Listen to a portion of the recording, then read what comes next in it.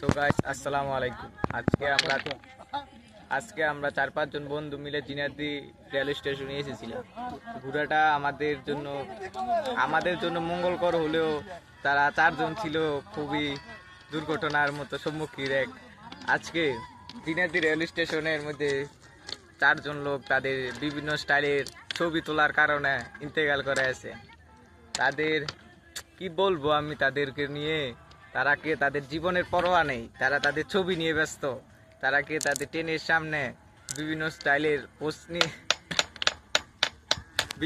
স্টাইলের ছবি তোলা নিয়ে ব্যস্ত। ট্রেনের সামনে রেখে গিয়ে ছবি তুলবে তারা। এই ছবি দেখে আজ তাদের 4 জন ইন্তেকাল করে আছে। দেখুন জায়গাটা দেখুন, এখনো কত মানুষ আছে।